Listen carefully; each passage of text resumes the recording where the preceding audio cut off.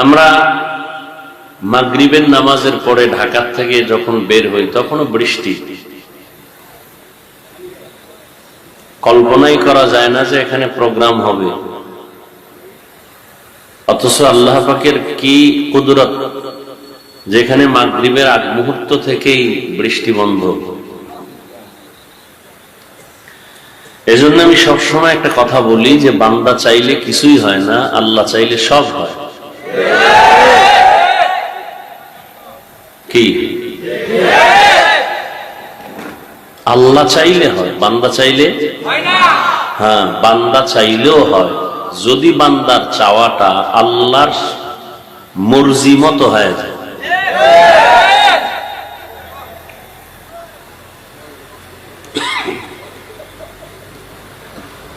তো আল্লাহ সব কিছু কমপ্লিট করে দিলেন, এখানে আসার মতো বসার মতো সুযোগও দিয়েছেন। এবার আমাদের কিছু করণীয় আছে। মনের নিয়তকে পরিশুদ্ধ করে বসা এবং শেষ দোয়া করে কান্না করে মা বাবার জন্য, মুসিবত থেকে হেফাজতের জন্য, জাতির জন্য, দেশের জন্য, গুনাহ থেকে তওবা করে বের হওয়া, এটা আমাদের চূড়ান্ত চেষ্টা। সফলতা দিবেন কে? আল্লাহ। আস-সা'য়ু মিন্নি ওয়াল ইতমামু মিনাল্লাহ। বান্দার কাজ চেষ্টা করা, পূরণ কে করেন? আল্লাহ। একটি মাদ্রাসাকে কেন্দ্র করে আজকের এই মাহফিল। মাদ্রাসা কই? এটা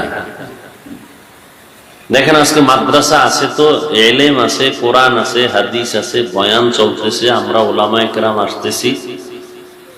কারণ পৃথিবীতে মাদ্রাসা ছাড়া আলেম তৈরি হওয়ার আর কোনো মার্কাজ নাই, ফ্যাক্টরি নেই। এজন্য সমস্ত বিধর্মীদের টার্গেট মাদ্রাসা।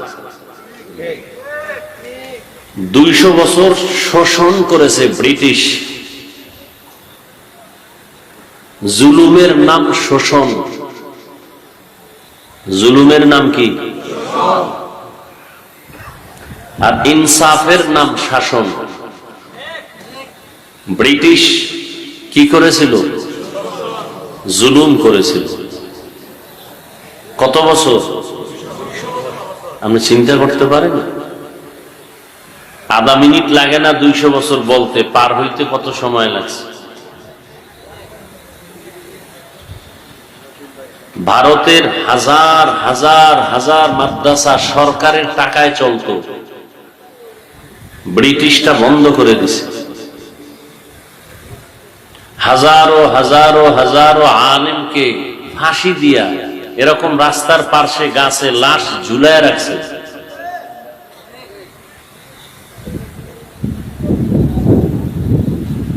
ওদের টার্গেট ছিল এই ভারতে কোরআনের আলো থাকবে না, ইসলামের কোনো আওয়াজ থাকবে না।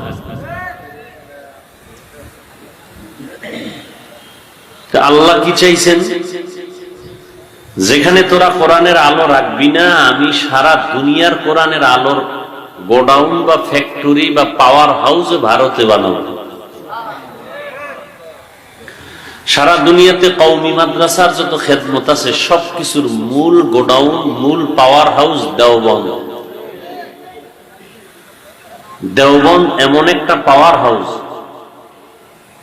যেই পাওয়ার হাউস থেকে তাবলীগের আলো ছড়িয়ে আছে গোটা পৃথিবীতে। অস্বীকার করলে সে তাজা মুনাফিক।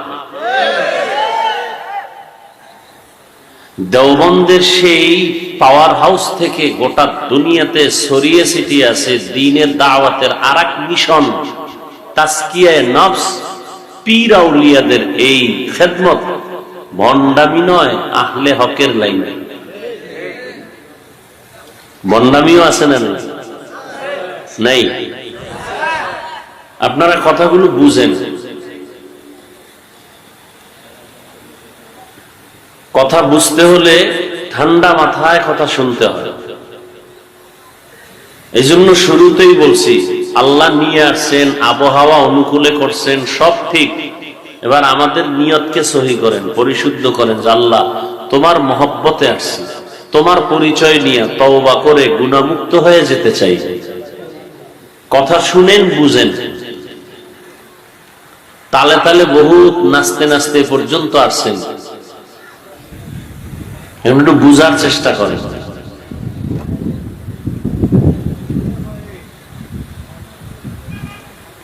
পীরের নামে ভণ্ডামি আছে না নাই?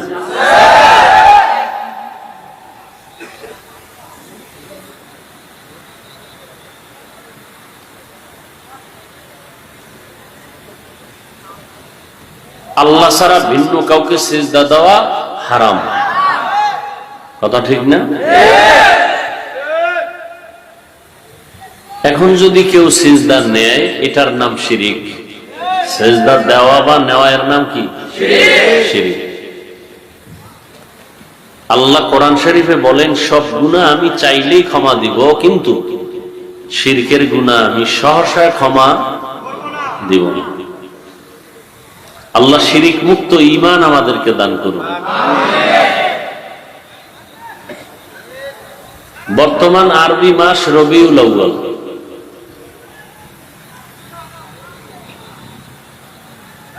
কোন এক বছরের রবিউল আউয়ালে রাসূল দুনিয়াতে আসছেন নাকি এই সালের এই মাসে আসছেন?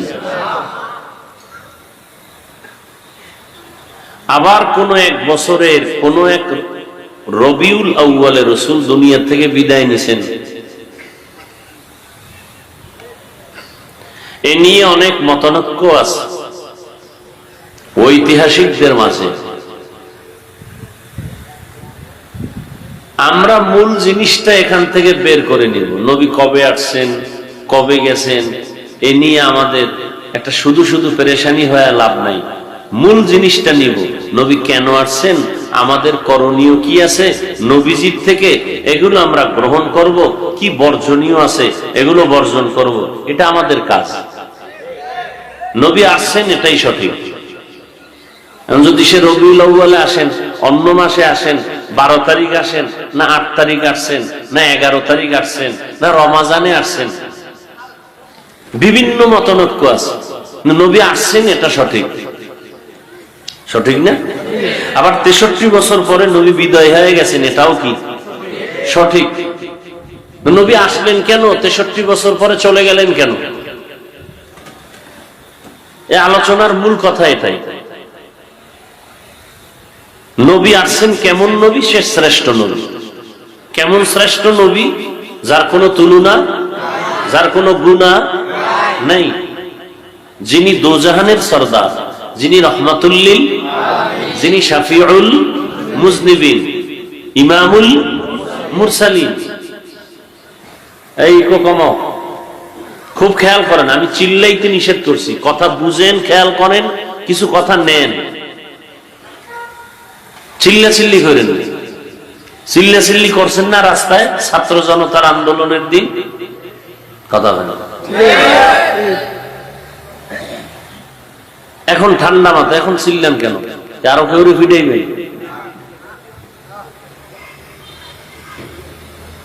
কেউ চিল্লায় বেশি খাইছে, পেট ব্যথা করে, আর একটাই চিল্লায় খাইতে পারি নাই, ক্ষুধা লাগছে।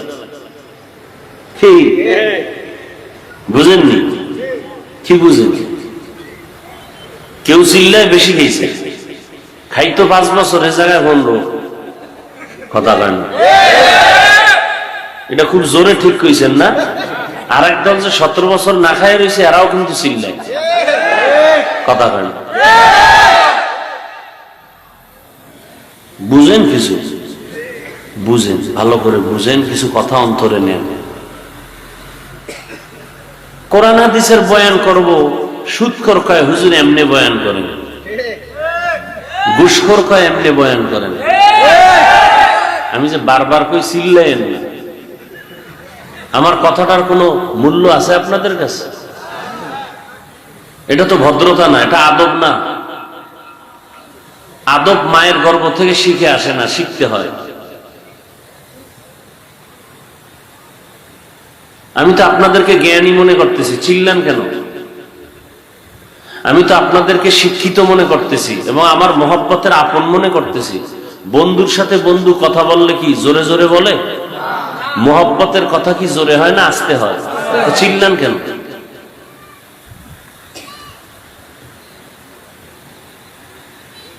আমি কি বুঝাতে চাই বুঝেন, কিছু কথা নেন।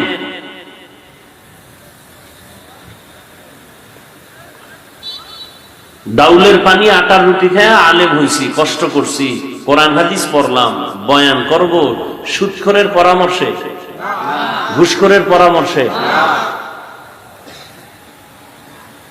জুলুমের দাবানলে যাচ্ছিলাম। এখন থেকে কোন জালিম কোন ইশারা দিলে হাত ভেঙ্গে ফেলা হবে। আলেমদেরকে কোনো হুকুম দেওয়ার ক্ষমতা কোনো জালিম রাখে না। আলেমের উপরে কারো নাম কখনো কোথাও থাকবে না, এটাই ইসলাম।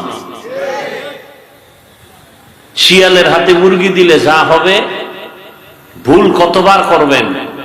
শিয়ালের হাতে মুরগি দিবেন, 3 দিন পরে ফেরত নিবেন, সম্ভব? শিয়ালের হাতে মুরগি আমানত দিয়ে কপালে যা হবে, ভুল বহুবার করছেন। সুদখোরের হাতে ধর্মের চাবি আর দিয়েন না, ঘুষখোরের হাতে ধর্মের চাবি দিয়েন না, খবরদার।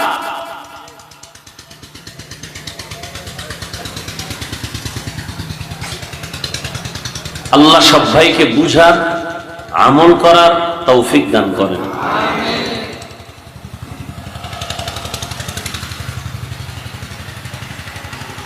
আল্লাহ কোরআন হাদিস অনুযায়ী বয়ান করেন। হুজুর তুমি কি বুঝো কোরআনের? কোরআন হাদিসের ভেতরের বয়ান করেন। তুমি ভেতরের বাহিরের কি বুঝো? তুমি আউযুবিল্লাহ পারো না, বিসমিল্লাহ পারো না, কোরআনের আরবি বুঝো না। কোরআন হাদিস অনুযায়ী ওলামায়ে কেরাম বয়ান করবেন, করতেছেন, করবেন। কোরআন এমন একটা কিতাব যে কিতাবের মধ্যে মানব জীবনের সব কিছুর সমাধান দেওয়া আছে, নাই বলতে কিছু নেই। শুধু একটা জিনিস নাই কোরআন শরীফে, ওই দিক থেকে কোরআন শরীফ দুর্বল। সেটা হলো কোরআন শরীফে রাষ্ট্রনীতি বা রাজনীতি নাই, এই জন্য কোরআন দুর্বল। কোরআন শরীফ দুর্বল না?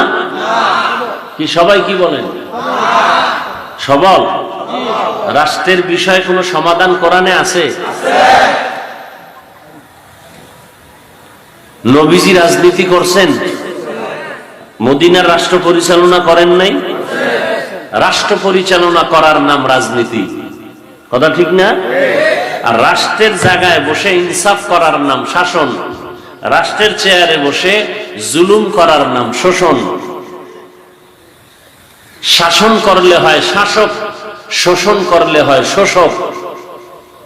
আমার নবী শাসন করেছেন, আবু বকর সিদ্দিক শাসন করেছেন, হযরত ওমর শাসন করেছেন, হযরত আলী ওসমান শাসন করেছেন। শাসনের অপর নাম শান্তির সুবাতাস।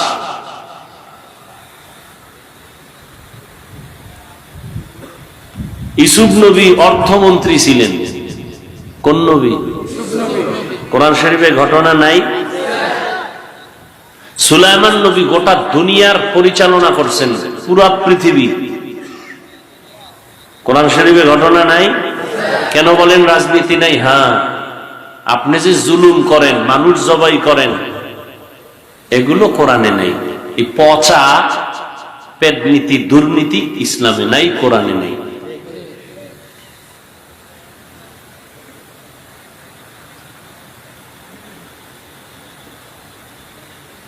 এজন্য সতর্ক। আমরা স্বাধীন দেশে স্বাধীনভাবে বসবাস করব, যার যার অধিকার নিয়ে, কিন্তু আমাদের মন মতো চলা যাবে না। আল্লাহ পাক স্বাধীন জিন্দেগি আমাদেরকে দেন নাই, একটা সীমাবদ্ধতা দিয়ে দিয়েছেন। আদম নবী জান্নাতে আছেন একা, শান্তির বাতাস আর ফুলের ঘ্রাণ পাইয়া দিছেন ঘুম। এমন গভীর ঘুমে গেলেন, আল্লাহ পাক কুদরতের দ্বারা আদম নবীর পৃষ্ঠ থেকে কুদরতের হাত লাগাইয়া ওখান থেকে কিছু জিনিস বের করে আল্লাহ কুদরতের দ্বারা আম্মাজান হাওয়া আলাইহাস সালামকে সৃষ্টি করলেন,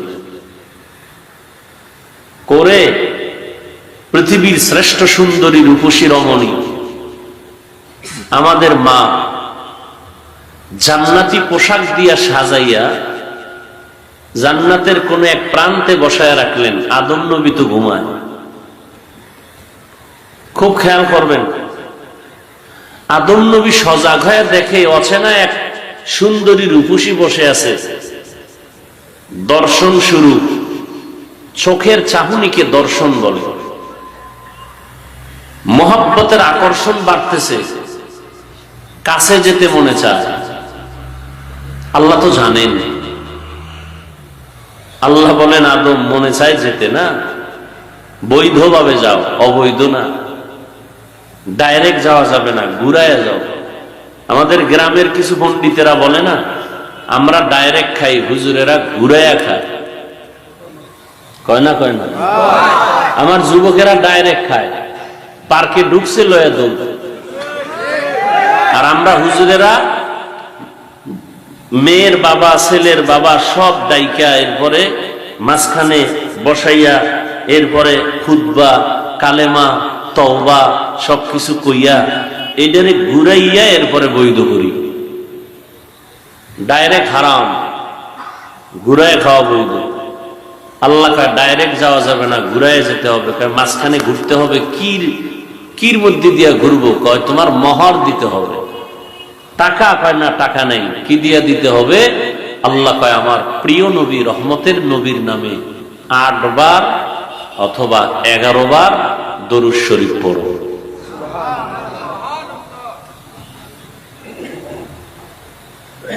তো মোহর হয়ে গেল, ফেরেশতারা সাক্ষী হয়ে গেল, বিয়া হয়ে গেল। এবার দুইজন স্বামী আর স্ত্রী। এবার আল্লাহ বলেন, উসকুন আনতা ওয়া যাওজুকা। প্রত্যেকটা শব্দে শব্দে মানুষের জন্য কোরআন থেকে শিক্ষা। দিবে কে, নিবে কে? যদি ওই আলোচনা করতে যাই, সাধারণ মানুষ বলে দুই একটা ঘটনা বলেন, বাড়ি যাই না হয়। ঘটনা বলতে গেলে আরেক দল ভাল লাগে, তারপর একটু বাঁকা মেজাজ নিয়ে থাকে, তো এই জন্য কয় না এ বয়ান ভাল লাগে না। লাগে ভালো, এরপরও একটু বিরোধিতা করা দরকার, যে কেচ্ছা কাহিনীর রস শুনবো না। বলে না? বলে না? ওই বেআকল জাহেলকে কানে ধরে জিজ্ঞাসা করা দরকার, তুই কেচ্ছা কাহিনীর কি বুঝো? পৃথিবীতে কেচ্ছা কাহিনীর শ্রেষ্ঠ কিতাবের নাম কোরআন শরীফ। আর তুমি কি বুঝাতে চাও সাধারণ মানুষকে? কেচ্ছা কাহিনীর বয়ান চলবে না মানি? পৃথিবীতে শ্রেষ্ঠ কেচ্ছা কাহিনীর কিতাবের নাম কোরআন শরীফ। ওলামায়ে কেরাম আমাকে একটু হাত উঁচু করে সবাইকে বুঝান, আমি যেটা বলি সমর্থন করেন কিনা। কোরআন শরীফে গরুর কেচ্ছা আছে না নেই? সন্দেহ আছে? কোরআন শরীফে বাঘের কেচ্ছা আছে না নেই? কোরআন শরীফে পিপিলিকার কেচ্ছা, মশার কেচ্ছা, মাছির কেচ্ছা, সাপের কেচ্ছা নাই? হাতির কেচ্ছা নাই? কি না? হাদিস শরীফের কোটি কোটি কেচ্ছা কাহিনী। মূর্খ জাহেল বলে কেচ্ছা কাহিনীর ওয়াজ করে, তো কিসের ওয়াজ করব? ইউসুফ নবীর কাহিনী শুনাইতেছি, কেচ্ছা। আদম নবীর কাহিনী শুনাইতেছি, কেচ্ছা কাহিনী। এবার আসবা কোরআন হাদিসের ছাড়া আরো কিছু ঘটনা আমরা শুনাই। আমাদের মুরব্বীদের কোন ঘটনা শুনাই, যে ঘটনা, যে কেচ্ছা বললে মানুষের দিল নরম হবে, চোখে পানি আসবে, আমলের জন্য দিল তৈরি হবে। আমরা সোনা বন্ধের কেচ্ছা শুনাই নাই।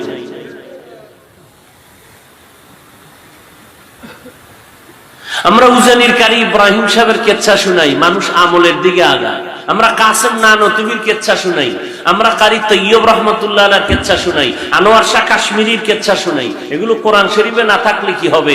এই কেচ্ছার দ্বারা মানুষের দিল তৈরি হয়, মানুষের দিলের পরিবর্তন আসে। মানুষ গাঞ্জা খায় না, গাঞ্জাখোর গাঞ্জা ছেড়ে দেয়। তোমার এখানে বিরোধিতা কেন?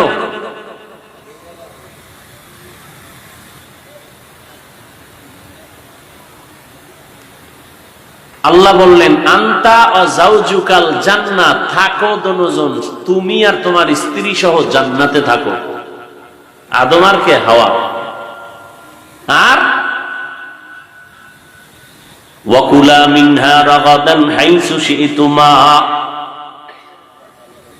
জান্নাতে বিচরণ করো, আর জান্নাতে অনেক নিয়ামত আছে, ফল ফ্রুট আছে, মনে যা চায় দুজনে খাও।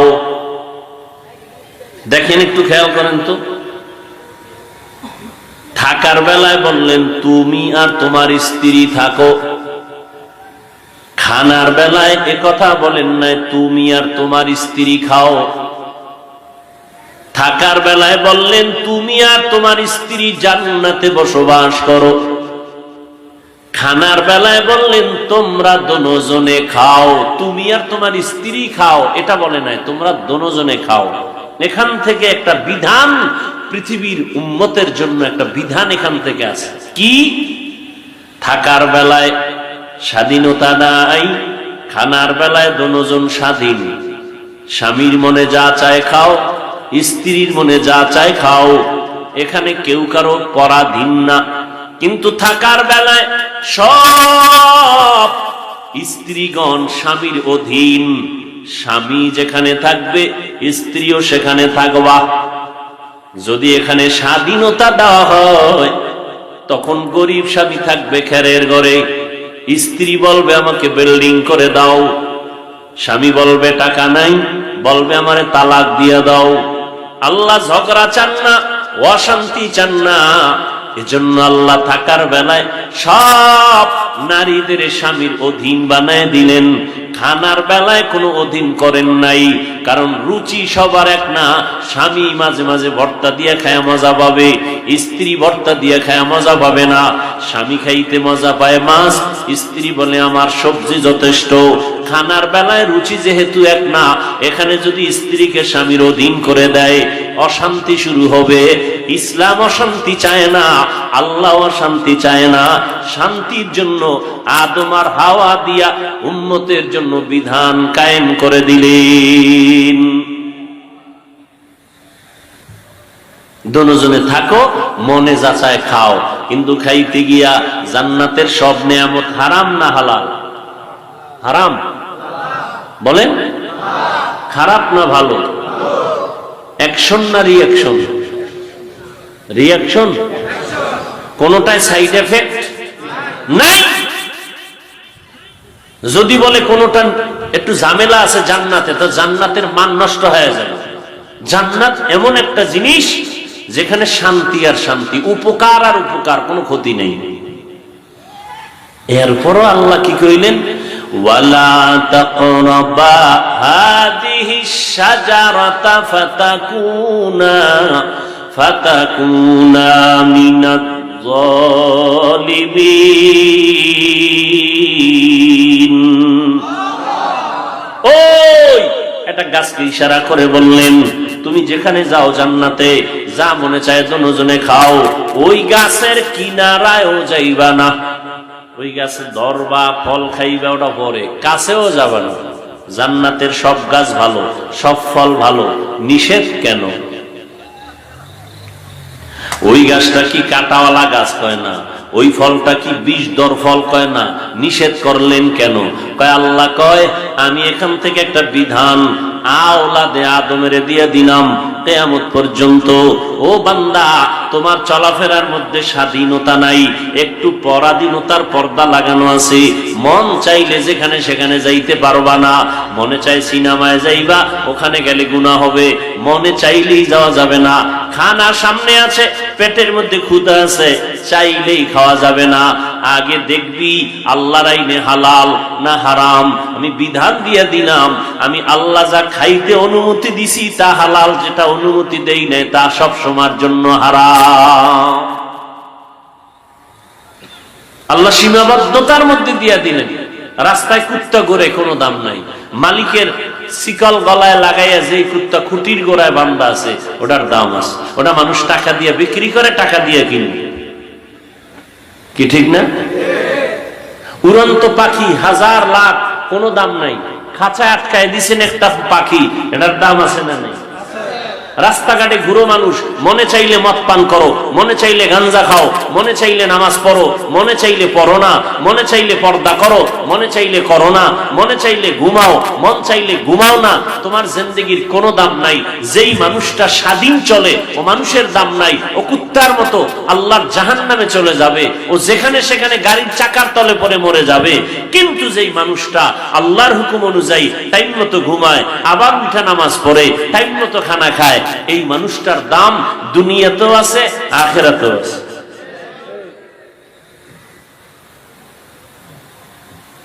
টাকা আছে পকেট ভরা, মন চাইলে উল্টা পাল্টা খরচ করা যাবে না।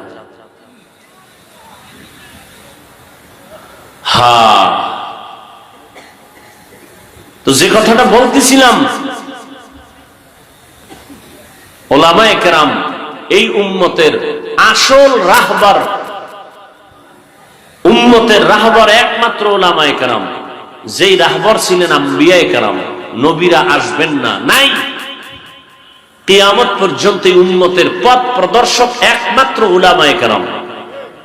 এই জাতি উলামায়ে কেরামের সাথে যখন বেয়াদবি শুরু করেছে, তখনই পতন চলে আসে। ভারতের আলেমগো জবাই করলো, ফাঁসি দিল, মাদ্রাসা বন্ধ করলো, আগুন দিয়ে পোড়ায় দিল। এরপরও কি আল্লাহ দিন জিন্দা রাখছেন না? কি রাখছেন? কেন?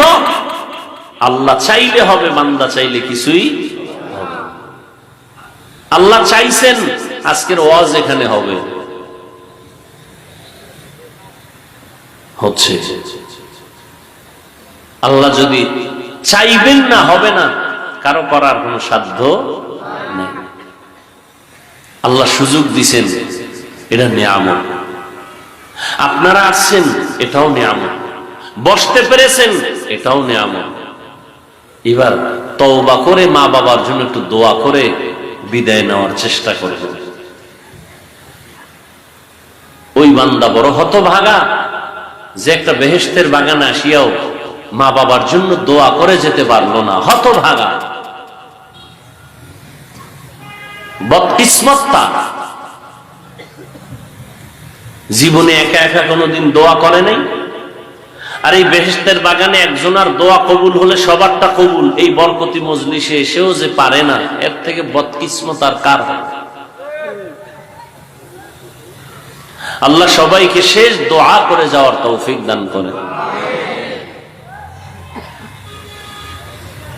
তো মাদ্রাসাকে কেন্দ্র করে প্রোগ্রাম, এই মাদ্রাসা সারা দুনিয়ার বিধর্মীরা চায় বন্ধ হয়ে যায়।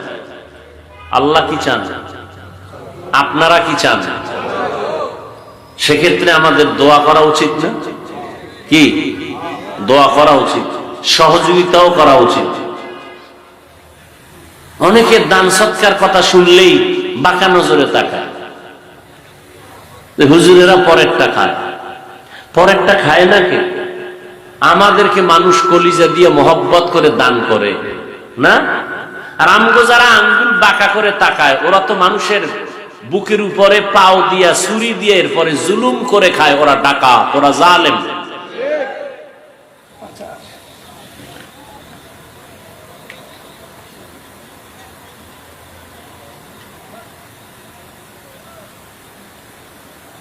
উমরা থেকে আসলাম,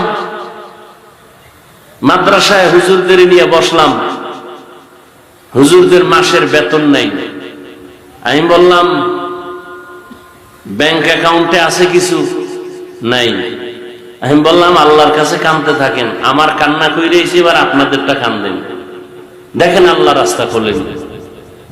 ঠিকই আজকে এক আল্লাহর বান্দা আইসা একটা প্রোগ্রাম চাইলেন, কোন রকম তালমিল করে জোরাতালি দিয়ে দিলাম, সুযোগ নাই। পরে অ্যাকাউন্ট নাম্বার নিয়ে ব্যাংকে কিছু টাকা দিয়ে দিলেন, হুজুরদের বেতন হয়ে গেল। আমি কি স্বপ্নে দেখছি এই বান্দা কবে আসবে? হুজুরদের বললাম, কাঁদছেননি? আমারটা কবুলের কিছু আলামত পাইছি, আপনারা কাঁদেন, তাহলে ঠিক মতো প্রত্যেক মাসে আল্লাহ মিলাই দেয়। আমাদের অভাব আছে, আল্লাহর অভাব আছে? কোনো অভাব নেই।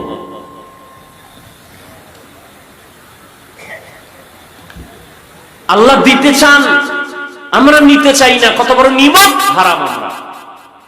আল্লাহ দিতে চান আদর করে, আমরা সেটা নিতে চাই না। আমরা অন্যটা জুলুম করে খেতে চাই। আল্লাহ যে এমনি দিবেন মোহাব্বত করে, এটা খাবে না।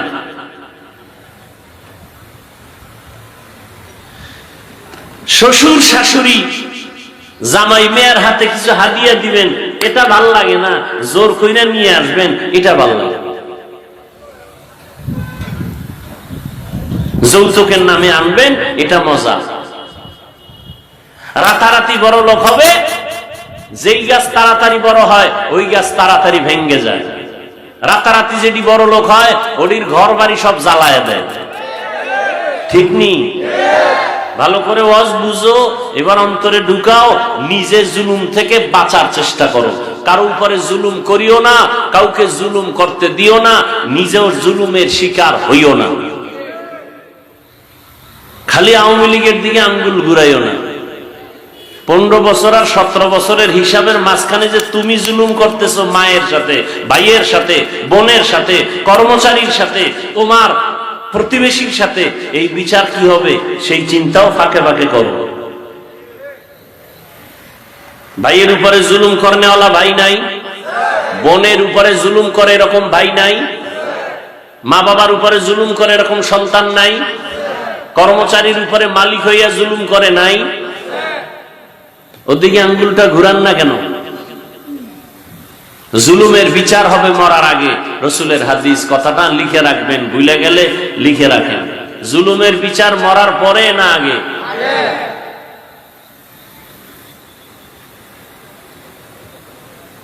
আর একজনের হয়েছে আপনারটা হবে না, এটা অসম্ভব। আর একজনের বিপদে হাসবেন না, ওই বিপদ আপনাকেও ধরে ফেলবে।